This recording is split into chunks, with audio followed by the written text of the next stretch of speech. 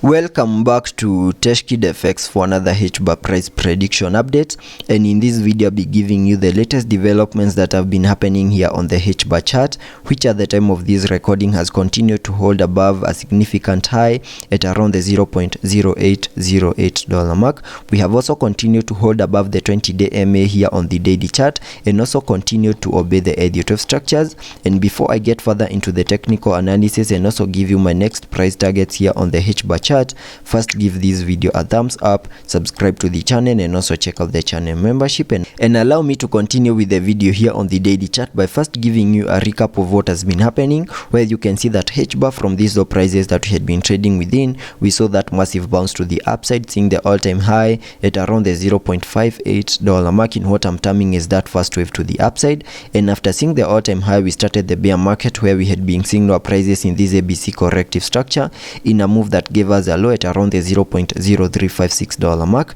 in what I'm terming as the low for that higher Elliott wave count 2 to the lower side. And after seeing the formation of a larger Elliott wave count 2, whatever we expect on the long-term scenarios is a massive bounce to the upside in the formation of that wave 3.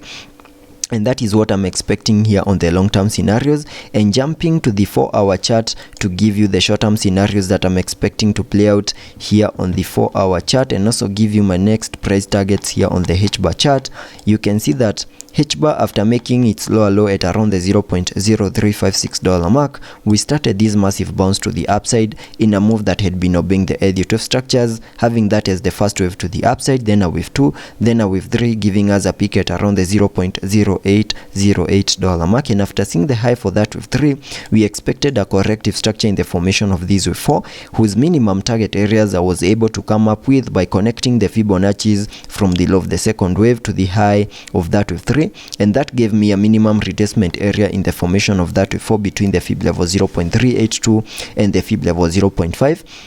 And after fully maximizing our target area to the lower side in the formation of that wave 4, we started this bounce to the upside in the formation of this wave 5, and getting to see whether this wave 5 to the upside has done the minimum that we expect a wave 5 to the upside to do by connecting the trend-based Fibonacci from the low of the first wave to the high of that wave 1, then dragging the fibs to the high of that wave 3. That gives me a minimum target area to the upside in the formation of that wave 5 at the fib level 1.618, and that is at around the $0.0879 mark, which is a target area that we fully maximized, continued pushing even higher to the fib level $4.236 mark, and that is at around the $0.09988 mark, which is a target area that we fully maximized. And after seeing the high for that wave 5, we now completed an even larger Elliott wave count 1 to the upside after completing this 5-wave structure to the upside. And whatever we expect next after seeing the formation of a larger Elliott wave count 1 is a corrective structure in the formation of a larger Elliott wave count 2,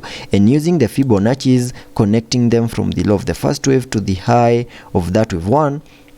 That gives me a minimum retracement area in the formation of that larger Elliott wave count 2 between the fib level 0.5 and the fib level 0.618, and that lies between the $0.0675 mark and the $0.06 mark, and it is within that yellow target area that I was expecting to see the low for that second wave. And you can see that is what I'm expecting to play out over here, where I'm also expecting to see an ABC corrective structure, fully having the wave C fully maximizing our target areas to the lower side in the formation of these higher Elliott wave count 2. And for that move to also play out, we need to continue holding below the 20-day MA, which here on the 4-hour chart we are trading below, which is now acting as resistance. And that means there are chances that we might continue facing its resistance and continue seeing a bit of a pullback to fully maximize our target area in the formation of this wave 2. And for that move to also play out, I'm also watching our significant high at around the $0.0808 mark, and the moment we lose that significant high, then we might continue pushing even lower to fully maximize my target area in the formation of this wave 2. And once that plays out, then I think that will be another perfect entry to get back into Hbar, so that we can be able to ride this bounce to the upside in the formation of these larger Elliott wave count 3. So that is what I'm expecting here on the short-term scenarios. But you also need to have in mind that in case we get above the 20-day MA, there are chances of seeing a bit of a short-term run up to the upside, and in case such a move plays out, then we need to be very cautious, because we have fully maximized the formation of that first wave to the upside, and whatever we expect next is a corrective structure in the formation of that wave 2. In case such a move plays out and we continue pushing even higher